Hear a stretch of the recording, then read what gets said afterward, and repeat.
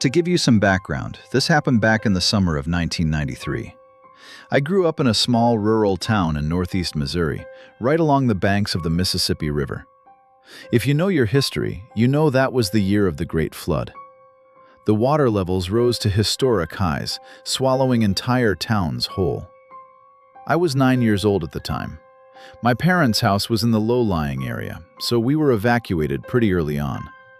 My parents had to work across the river in Illinois to keep their jobs, and since I refused to switch schools, they made arrangements for me to stay with the town librarian, a woman named Marge.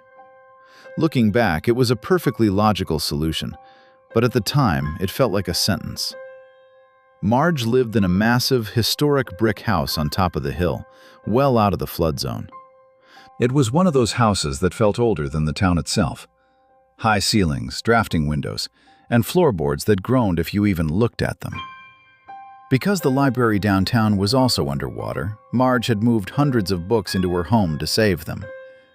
The normalization phase of this story is just me, a bored 9-year-old kid, wandering through a house that had been turned into a maze of paperbacks. Stacks of books lined the foyer, the dining room, and the hallways, smelling of old paper and damp earth. When I arrived, Marge gave me the tour. She showed me the kitchen, the living room, and finally, the second floor where I'd be sleeping. Then, she pointed to a narrow, dark staircase at the end of the hall that led up to the third floor. "Stay out of there," she said. Her voice wasn't angry, just flat. "The floorboards aren't safe up there. Do not go up those stairs." I just nodded. I was a shy kid, a bookworm. I wasn't looking for trouble. My room was at the end of the hall. It was small, with an antique iron-frame bed that looked like something out of a hospital ward from the 1920s. The headboard was pushed right up against a window that faced the neighbor's house, but because of the way the old glass was made, that wavy, thick glass, everything outside looked distorted and fuzzy. The first few nights were uneventful, just the sound of rain and the distant sirens. But on the third night, the atmosphere in that house shifted. I was sent to bed around 9 p.m. I tossed and turned for a while. The mattress was lumpy, and the house was dead silent in a way that my own home never was. Around 10:30 p.m., just as I was drifting off, I heard it. Clang! It was a sharp metallic sound. It sounded distinctly like a hammer striking an iron pipe. I froze, my eyes snapping open in the dark. Clang! Clang! It was coming from directly above me, the third floor. I tried to rationalize it. Marge said the house was old, I told myself. Maybe it's the pipes banging, or the radiator. But then the sound changed. Scrape! It was the sound of something heavy being dragged across wooden floorboards. It moved from the center of the ceiling towards the corner of the room, directly above my bed. I lay there, paralyzed, pulling the duvet up to my chin. My heart was hammering against my ribs so hard I thought Marge would hear it down the hall. I waited for it to stop, but it didn't. Thump, thump, thump. Footsteps.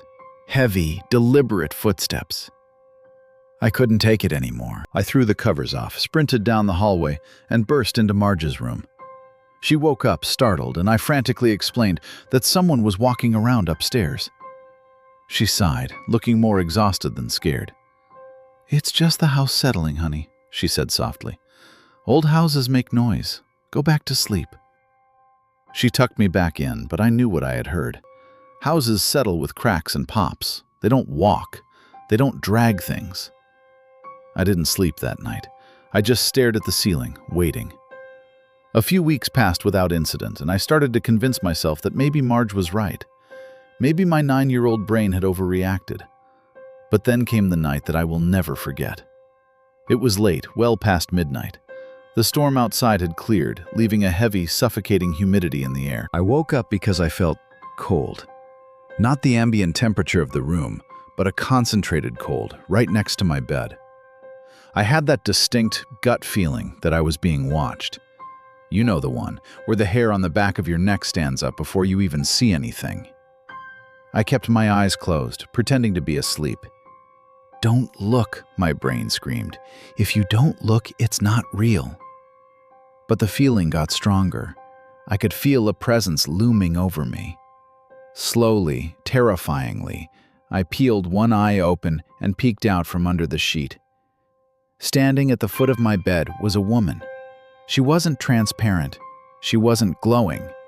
She looked solid, but everything about her was wrong.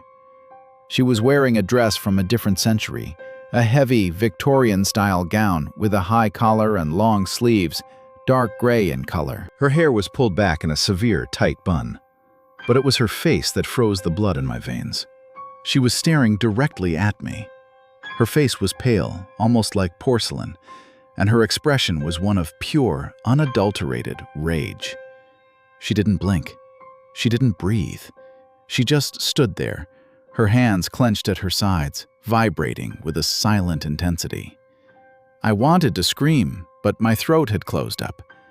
I was locked in a state of absolute paralysis. Then she moved. She didn't walk. She glided. She moved to the side of the bed, leaning down until her face was inches from mine. Up close, I could smell her. It wasn't the smell of rot or death. It smelled like wet wool and old, stagnant water. She opened her mouth to speak, but no sound came out, just a dry, rasping exhale. I squeezed my eyes shut and let out the scream I had been holding back. "Marge!" I scrambled backward, falling off the bed and hitting the floor hard. I didn't stop. I ran out of that room so fast I slipped on the hallway rug, scrambling on my hands and knees to get to Marge's door.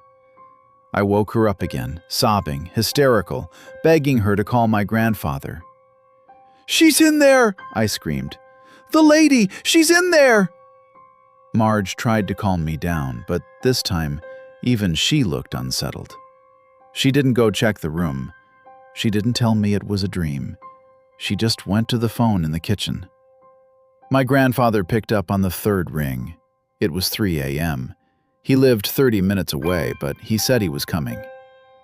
I sat on the front porch with Marge while we waited. I refused to go back inside. While we sat there in the humid night air, Marge lit a cigarette, her hands shaking slightly.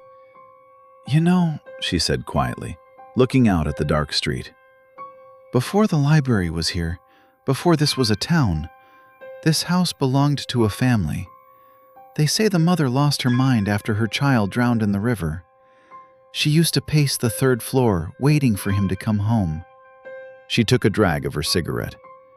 "And when he didn't, she went up there with a hammer, destroyed everything in the nursery before she destroyed herself." I didn't say anything. I just watched the headlights of my grandfather's truck appear over the hill. He took me home that night. I never set foot in that house again. Years later, I tried to look up the history of the house. I found out that the subsequent owners had renovated the 3rd floor. They found hundreds of deep, gouged scratches in the floorboards of the attic. And tucked into the wall, behind the plaster, they found an old, rusted iron hammer. I'm an adult now. I live in a modern apartment in the city. But to this day, I can't sleep in a room with antique furniture. And if I hear a pipe bang in the middle of the night, clang! I pull the covers up over my head, and I pray that the lady from the 3rd floor hasn't found me.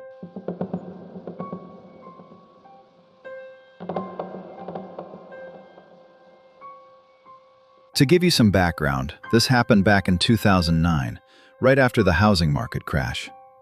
My dad was a general contractor who had hit a rough patch financially after my mom passed away.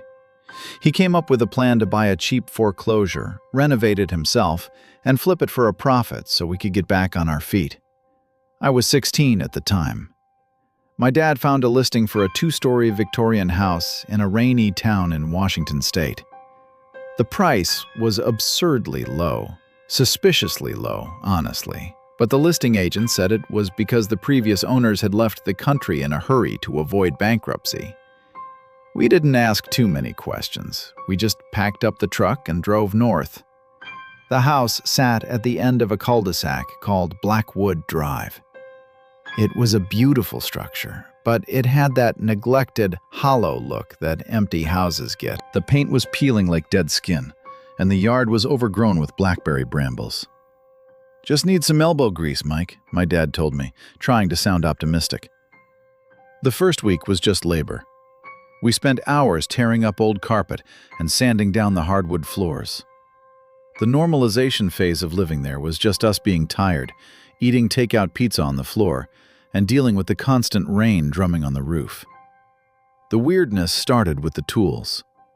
My dad was meticulous with his tools. He had a specific belt and a specific box for everything. But 3 days in, his hammer went missing. We spent an hour looking for it, only to find it in the freezer. "Very funny, Mike," he said, looking at me. "Don't mess with my gear." I swore I didn't touch it. He didn't believe me until the next day, when a box of nails vanished from the living room and reappeared in the bathtub upstairs, poured out in a perfect circle around the drain. We chalked it up to exhaustion. Maybe we were sleepwalking? Stress does weird things to people. But then the atmosphere shifted. The house started to feel heavy. You know that feeling when you walk into a room where two people have just stopped arguing? The air felt static and charged. It was always freezing, no matter how high we cranked the thermostat. The incident that changed everything, the moment we realized this wasn't just stress, happened on a Tuesday evening. My dad was in the kitchen trying to fix the plumbing under the sink. I was in the living room doing homework. On the kitchen counter sat a small velvet box. Inside was my mother's platinum wedding ring.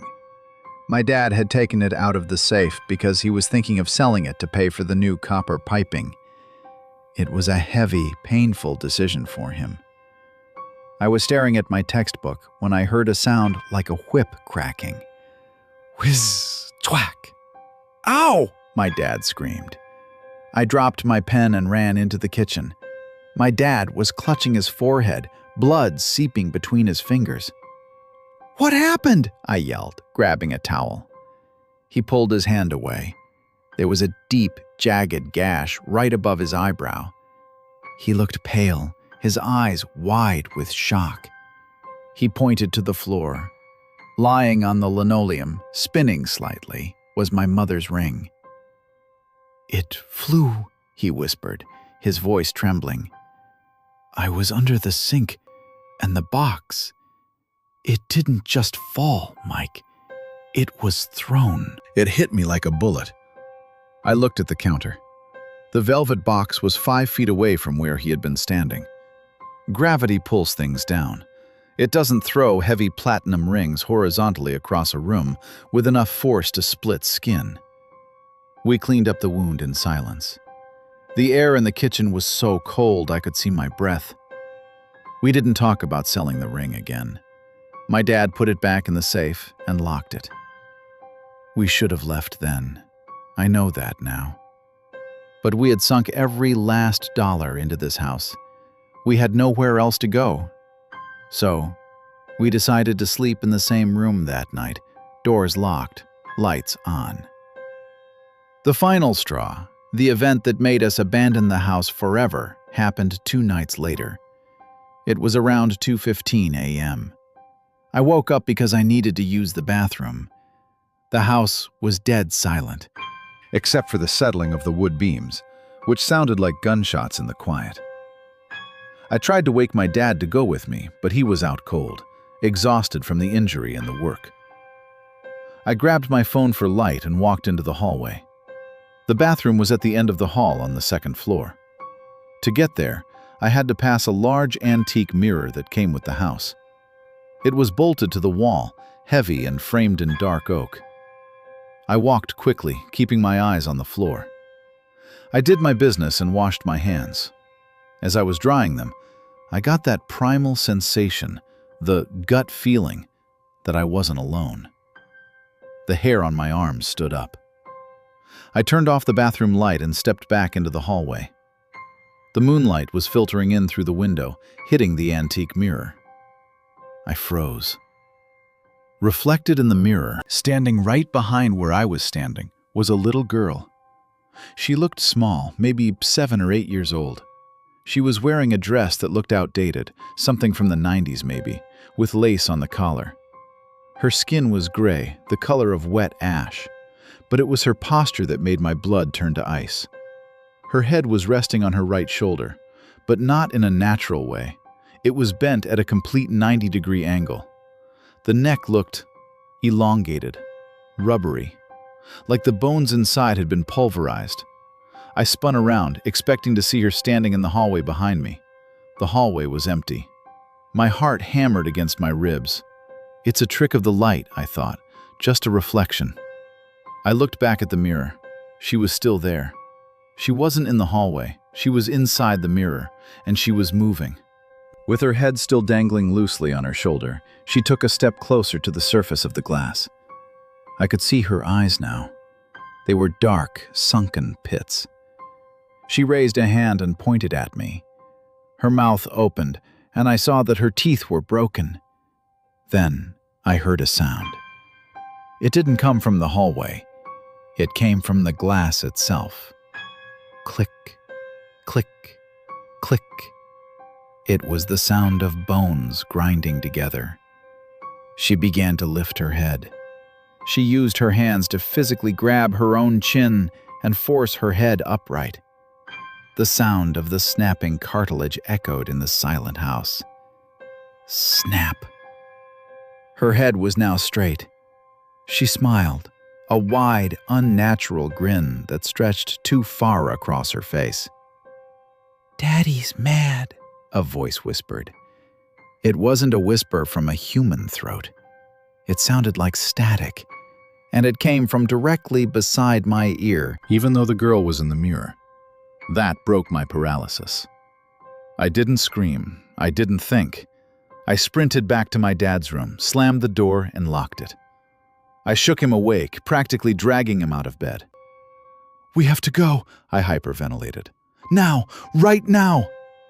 He saw the look in my eyes, the sheer, unadulterated terror, and he didn't argue. He grabbed his keys and his wallet.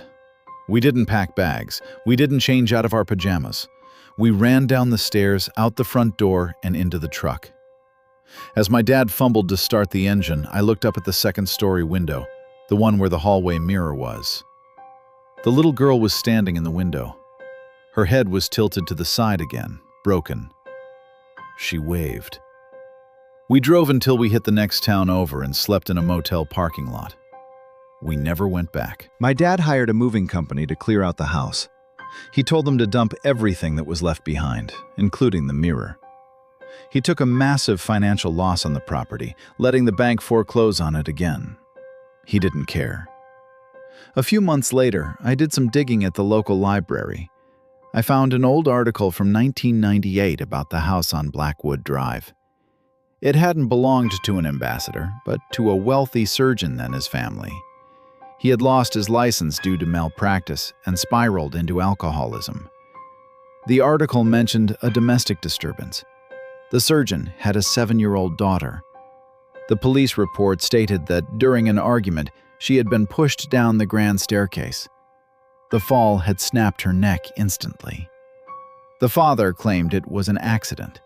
He said she tripped, but the neighbors reported hearing him yelling hours before. The detail that made me sick? The police photos described the mother's jewelry being found scattered all over the house, as if thrown in a rage. I'm 30 now. I live in an apartment with no hallway mirrors. I shave in the shower with a small handheld fogless mirror.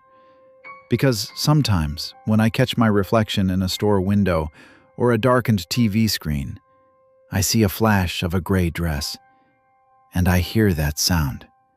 Click, click, snap. And I know she's still waiting for her daddy to come home.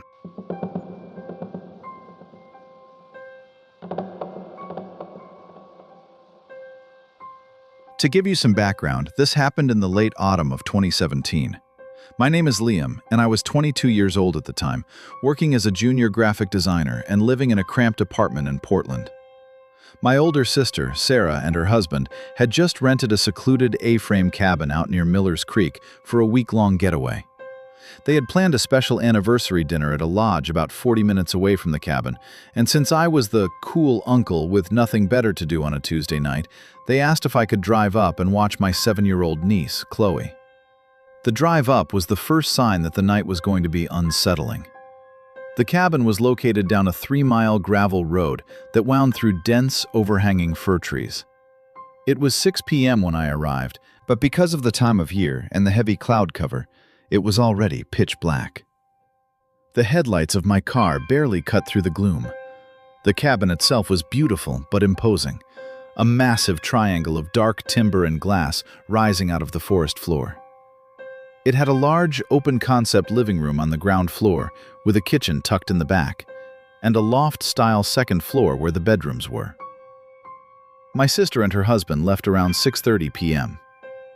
"There's pizza in the fridge," Sarah told me, checking her lipstick in the hallway mirror. "Chloe's bedtime is 9 o'clock. Lock the deadbolt behind us.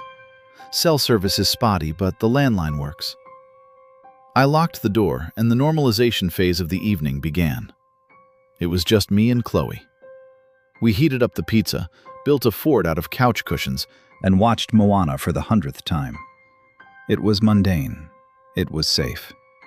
Outside, the wind began to pick up, whistling through the gaps in the window frames. But inside, it was warm. Around 8:45 p.m., I put Chloe to bed. Her room was in the loft, right at the top of the stairs.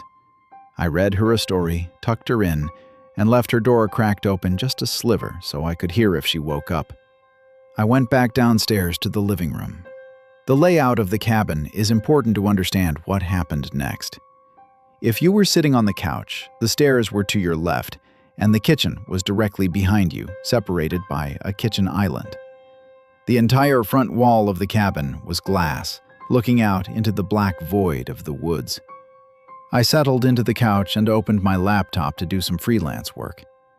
The silence in the cabin was heavy. You know that kind of silence? The kind where you become hyper-aware of every settling beam and every creak of the floorboards. It was exactly 9:42 p.m. I remember looking at the clock on my laptop because the Wi-Fi had just dropped out. Thump. A sound came from the kitchen behind me. I didn't jump. It wasn't loud enough to be scary, just loud enough to be annoying. It sounded like a heavy textbook falling flat onto a table. I assumed it was just something shifting. I ignored it. About 30 seconds later, it happened again. Thump. This time, it was louder. I took my headphones off. The air in the room felt different. It's hard to describe, but the atmosphere had shifted from cozy to oppressive. I got that primal gut feeling, the one that tells you something is in the room with you. "Hello?" I called out, my voice feeling small in the high-ceilinged room. Silence. Just the wind rattling the glass front of the cabin. I stood up and walked toward the kitchen island. The kitchen was dark, illuminated only by the faint light spilling over from the living room lamp. Everything looked normal. The pizza box was in the trash. The dishes were in the sink. Nothing had fallen on the floor. I was about to turn around and sit back down when the noise started in earnest. Bang! Bang! Bang! It wasn't a thump anymore. It was violent pounding, and it was coming from the pantry door at the far end of the kitchen. The sound was deafening. It sounded like someone was standing inside the pantry, hitting the wood with both fists as hard as they could. The vibrations were so strong I could hear the plates rattling in the cupboards. My first thought wasn't a ghost. My first thought was an intruder. I thought someone had broken in while we were watching the movie and was now trapped or hiding. I grabbed a heavy cast iron skillet from the drying rack. It was the only weapon I could see, and I yelled, "I have a weapon! Get out!" The banging stopped instantly. The silence that followed was somehow worse than the noise. It was a thick, ringing silence. My heart was hammering against my ribs so hard I felt dizzy. I stood there, gripping the skillet, my knuckles turning white. Then the sound changed. From the darkness of the pantry corner, a new sound emerged. It started low and got loud fast. Pat, pat, pat, pat. It was the sound of footsteps, but not boot steps. It was the distinct wet slap of bare skin hitting hardwood floor. And it was fast. Inhumanly fast. The footsteps weren't retreating. They were charging. Pat, pat, pat, pat, pat. The sound rushed out of the kitchen darkness, straight toward the island where I was standing. It sounded like a full-grown man sprinting full speed, barefoot. I saw nothing. The kitchen was empty, but the sound was rushing at me with physical force. Panic, pure animalistic panic, took over. I didn't swing the skillet. I didn't try to be a hero. I turned and ran.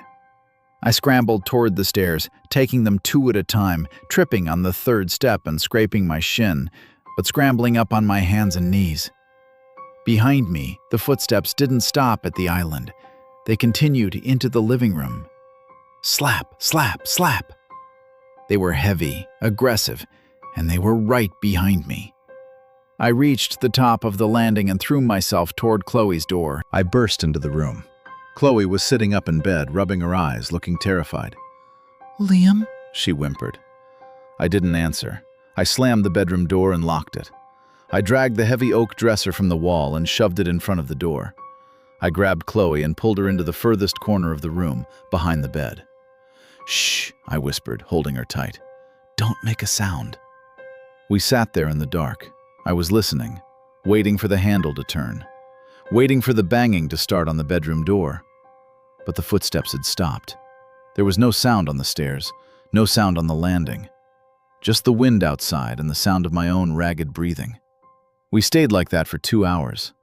Chloe eventually fell back asleep in my arms, but I stared at the door handle, unblinking, until I saw headlights flash across the ceiling.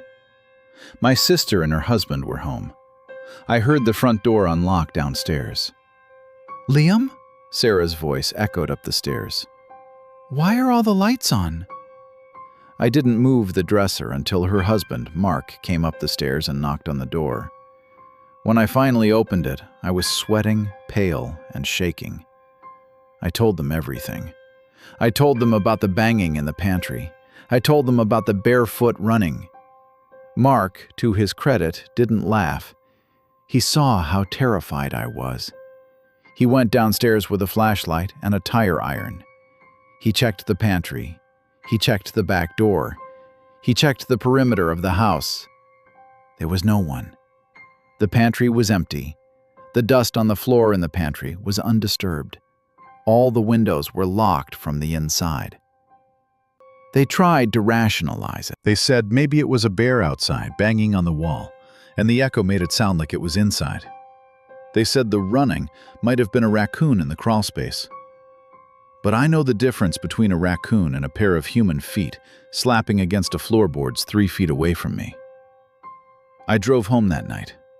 I couldn't stay in that cabin another minute. I drove way too fast down that gravel road, constantly checking my rearview mirror, expecting to see something running behind the car. I never babysat at that cabin again. In fact, my sister stopped renting it a year later. She told me casually over coffee that Chloe had started having nightmares about the loud man in the kitchen.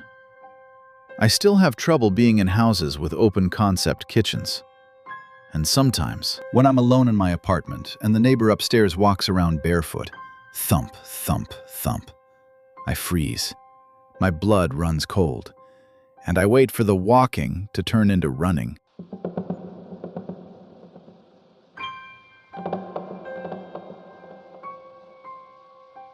People always tell you that inheriting a house is a blessing. It's free equity, they say. It's a fresh start.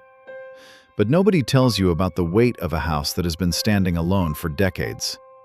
Nobody warns you that when you inherit a dead man's walls, you might also inherit his habits and his company.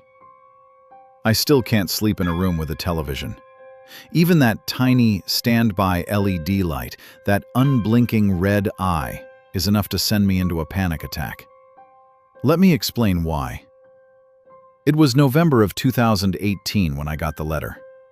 A great uncle I barely knew, a man named Arthur, had passed away and left me his property in the Cascade foothills of Washington state. I was a freelance copywriter living in a shoebox apartment in Seattle, so the idea of a free 3-bedroom house sounded like winning the lottery.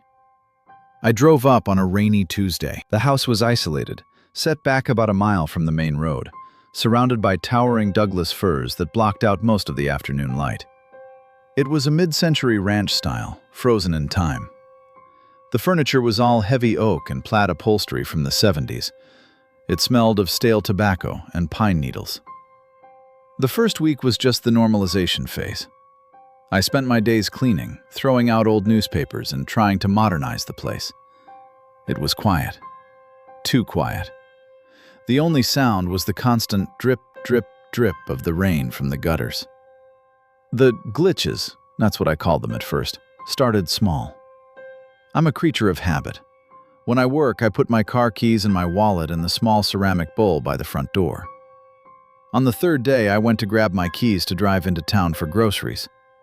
The bowl was empty. I wasn't scared. I was annoyed. I spent an hour tearing the living room apart. I checked the couch cushions, the kitchen counters, even the trash. Finally, I gave up and went to the bathroom to splash water on my face. There, sitting perfectly balanced on the rim of the bathtub, were my keys. I stared at them. I hadn't been in this bathroom all day. I laughed it off nervously. "Okay, Arthur," I muttered. "Very funny." But it didn't stop there. 2 days later, it was my laptop mouse. I left it on the desk in the study. I came back from making a sandwich, and it was gone. I found it the next morning inside the refrigerator, sitting on top of a carton of milk. The atmosphere in the house began to shift. It wasn't just mischievous anymore. It felt aggressive. The air in the hallways always felt 10 degrees colder than the rooms. I started getting that primal, gut feeling that I was being watched from the dark corners of the ceiling. Then came the electronics. The house came with an old, massive CRT television in the master bedroom. It was one of those wood-paneled beasts from the 90s that weighed a ton. I hadn't plugged it in because I didn't have cable, and frankly, it looked creepy. It was a Thursday night, around 2:45 a.m. I was fast asleep. Shh! A deafening roar of white noise exploded in the room. I jolted awake, heart hammering against my ribs, confused and disoriented. The room was bathed in a flickering blue-gray light. The TV was on, and the volume was cranked to the absolute maximum. The static was so loud it felt like it was vibrating my teeth. "Jesus!" I yelled, scrambling out of bed. I fumbled for the remote, but I couldn't find it. I ran to the TV and frantically mashed the power button on the set. Nothing happened. The static kept screaming. I reached behind the heavy unit, found the power cord, and yanked it out of the wall. The silence that followed was heavy, ringing in my ears. I stood there in the dark, breathing hard, clutching the power cord. My hands were shaking. "It's just an old capacitor," I told myself. "Old electronics malfunction." But deep down, I knew televisions don't turn themselves on, max out the volume, and refuse to turn off. I moved the TV into the garage the next morning. I didn't want it in the room with me. But the house wasn't done. A few nights later, I started hearing the sound. You know that specific sound a smartphone makes when it's on vibrate and sitting on a hard surface? That aggressive bzz, bzz. I was in the kitchen cooking dinner when I heard it. Bzz, bzz. I tapped my pockets. My phone was in my hand. I looked at the screen. No calls, no notifications. Bzz, bzz. It sounded like it was coming from the hallway. I walked out, holding my breath. "Hello?" Silence. I checked the drawers. I checked under the hallway runner rug. I thought maybe Uncle Arthur had left an old phone behind that had an alarm set, but I found nothing. This happened every day for a week, always at random times, always just out of sight. Bzzz, bzzz. It was driving me insane. It's a psychological torture, hearing a phone you can't answer. The climax, the night I decided to leave, was a Tuesday. It was storming outside. The wind was battering the house, making the old wood groan. I had gone to bed early, locking the bedroom door, a new habit I had picked up. I woke up at exactly 3:33 a.m. I didn't wake up because of a noise. I woke up because of the light. My bedroom had a walk-in closet directly across from the bed. I always kept the door shut. But tonight, the door was cracked open about 3 inches. And inside the pitch-black closet, there was a light. It was a small, unblinking red dot. It looked exactly like the recording light of a video camera. I lay frozen under the covers, staring at that red eye. My brain was racing. Did Arthur hide a camera in there? Is someone in there recording me sleeping? Then the sound started. Bzz, bzz. It was coming from the closet, directly underneath that red light. Bzz, bzz. Adrenaline flooded my system. Fight or flight kicked in. If there was someone in my house, I needed to know. I grabbed the heavy brass lamp from my nightstand. I ripped the cord out of the wall. I slowly got out of bed, my bare feet silent on the carpet. I crept toward the closet. The red light didn't move. It just stared at me from the darkness. Bzzz, bzzz. I reached the door.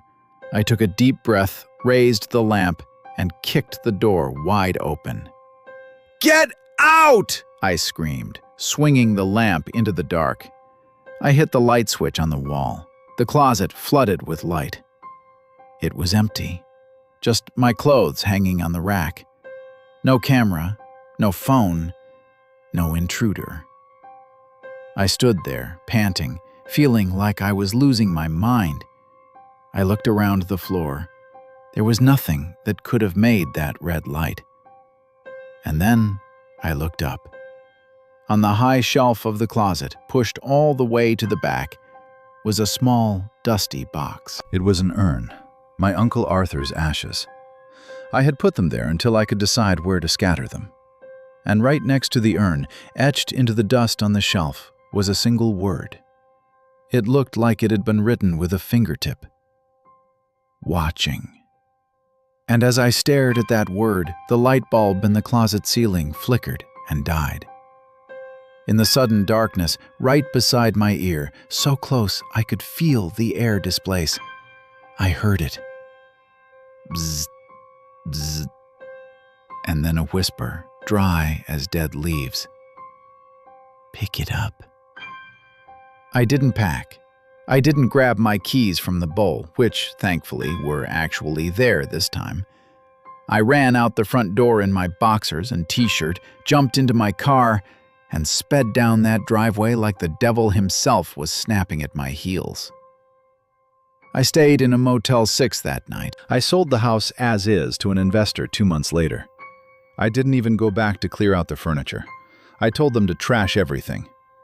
But here is the part that sticks with me. The investor sent me a photo of the contents before they hauled them away, just to confirm I didn't want anything.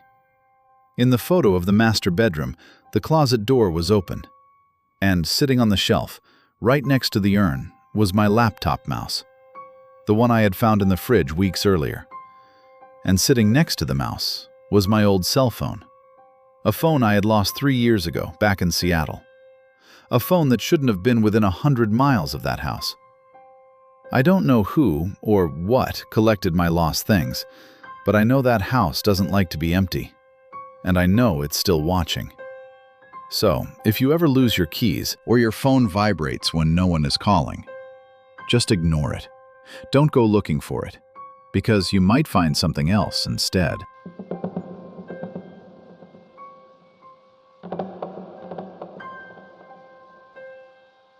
We like to believe in physics.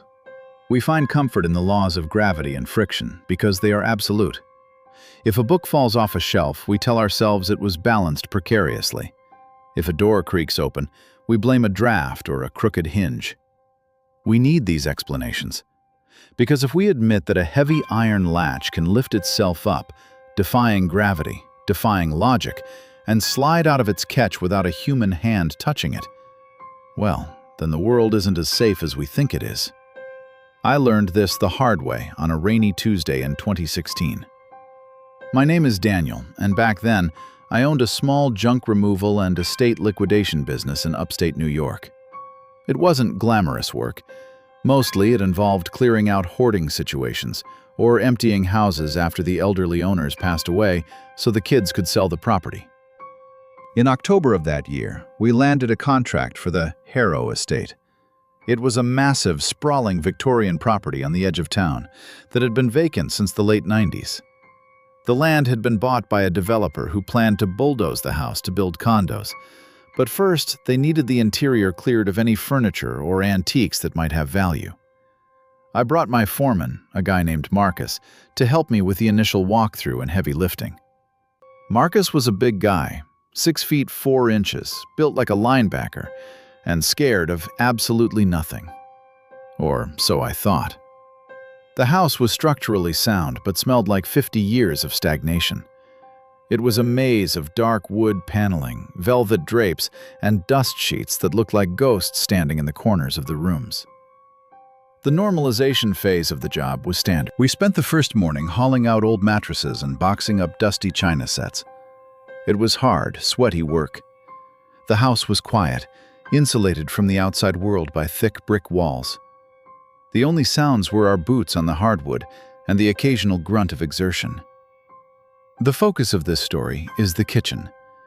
It was a huge, industrial-style kitchen at the back of the house. In the corner, next to the pantry, was a narrow, heavy wooden door. It wasn't a standard door. It was shorter than the others and made of thick, reinforced oak. It led down to the old cold storage cellar. Because the basement stairs were steep and dangerous, we decided to keep that door shut. It didn't have a doorknob. Instead, it was secured by an old-fashioned, heavy iron hook and eye latch mounted at the top. You know the kind. A thick metal hook that drops into a circular eyelet. Gravity keeps it locked. To open it, you have to physically lift the hook up and pull it out. Around 1 p.m., we were taking a lunch break in the kitchen, eating sandwiches on the dusty countertops. "Hey, Dan," Marcus said, pointing his sandwich at the cellar door. "Didn't you lock that?" I looked over. The heavy oak door was standing wide open, revealing the pitch-black staircase descending into the dark. "Yeah," I said, frowning. "I latched it when we did the walkthrough. I didn't want us tripping down there." "Must not have set the hook right," Marcus shrugged. He walked over, pushed the heavy door shut, and flipped the iron hook into the eyelet. He gave it a tug to make sure it was secure. Clink. It held fast. We went back to work. An hour later, we were moving a heavy dining table through the hallway. As we passed the kitchen, a draft of freezing cold air hit me. It smelled distinctly of wet earth and rotting potatoes. I looked into the kitchen. The cellar door was wide open again. I stopped. "Marcus, did you go down there?" He wiped sweat from his forehead. "No way, boss. I hate basements." I walked into the kitchen, annoyed. I assumed the latch was faulty. Maybe the screws were loose, and the vibration of our footsteps was shaking it open. I examined the hardware. It was solid iron, rusted slightly, but firm. The screws were deep in the wood. There was no way for the hook to just slip out. It required an upward force. I slammed the door shut again. Thud! I latched the hook. Then, just to be sure, I grabbed a roll of duct tape from my tool belt and taped the latch down. "That's not going anywhere," I muttered. The escalation began around 4:30 p.m. The sun was starting to set, casting long, stretching shadows across the floor. We were in the kitchen, packing up the last of the silverware. The house was dead silent. The wind outside had died down. We were standing about 10 feet away from the cellar door. I was facing it. Marcus had his back to it. Suddenly, we heard a sound that made my skin crawl. Scritch? It was the sound of adhesive tape peeling away from wood. Slow, deliberate. Marcus stopped packing. Dan, tell me that was you. I didn't answer. I was staring at the door. The duct tape I had placed over the latch was peeling itself back. It wasn't falling off. It was being pulled up as if an invisible fingernail was working under the edge. Marcus, I whispered. Look! He turned around just in time to see the tape hang limp, dangling from the doorframe. We both stood there, frozen. My brain was trying to find a logical explanation. Humidity? Bad adhesive? Then the latch moved. This is the moment that plays on a loop in my nightmares. The heavy iron hook didn't jiggle. It didn't rattle. It began to rise. Slowly, smoothly, the hook lifted upward against gravity. It moved with purpose. It went up about 2 inches, clearing the lip of the eyelet. It hovered there for a split second, suspended in the air by nothing. Then it swung outward. Clink. The latch hit the wood of the doorframe. The door was now unlocked. Marcus and I were paralyzed. I couldn't breathe. I couldn't run. I was witnessing something physically impossible, and my mind was short-circuiting. Did you see that? Marcus wheezed, his voice trembling. Before I could answer, the door exploded into motion. It didn't just swing open, it was thrown. Bam! The heavy oak door was flung open with such violence that it slammed into the kitchen wall, embedding the handle into the plaster. Dust and drywall rained down. The force of the slam shook the floorboards beneath our feet. Then, from the darkness of the open stairwell, came the sound. It wasn't a scream. It wasn't a moan. It was the sound of heavy, wet footsteps running up the wooden stairs. Thump, thump, thump, thump. Fast, aggressive, charging towards the kitchen. That broke the trance. Go! I screamed. I dropped the box of silverware and sprinted for the back door. Marcus was already ahead of me, moving faster than I've ever seen a man that size move. We burst out of the house, scrambling into the gravel driveway, nearly tearing the doors off my work truck to get inside. I fumbled with the keys, dropped them, picked them up, and jammed them into the ignition. As I peeled out of the driveway, I looked back at the house. The kitchen window looked out over the driveway. Standing there, in the window, was nothing, just darkness. But the back door, the exterior door we had just run out of, was slowly, deliberately closing. We drove 5 miles to a gas station and sat there for an hour, shaking. Marcus quit the next day. He said he'd rather work construction for minimum wage than step foot in that house again. I had to finish the job because I had a contract, but I didn't go back alone. I hired a team of 4 guys, and we only worked during the brightest hours of the day. I never went near the cellar door again. We left the kitchen for last, and when we cleared it, we moved as fast as humanly possible. I noticed one thing, though. When we went back the next day, the cellar door was closed, and the latch was hooked. But the duct tape? The piece of tape I had used, it was gone. I found it later, balled up and stuck to the inside of the pantry door, high up near the ceiling. A place where neither Marcus nor I could have reached without a ladder. I did some research on the Harrow estate before the demolition crew leveled it. It turned out the original owner in the 1920s had a son who was troubled. They kept him locked in the cellar for his own safety and the safety of the staff. The record said he died down there. He had been pounding on the door for days, begging to be let out, but the family ignored him. When they found him, his fingers were worn down to the bone from scratching at the wood. I don't work in estate liquidation anymore. I sold the business. Now I work in logistics. I sit in a bright fluorescent-lit office with glass walls. I like it there. Everything is visible. But I still have a rule in my own house. I don't use hook-and-eye latches. I don't care if they look rustic or charming, because I know that hooks can lift. I know that gravity isn't always a law.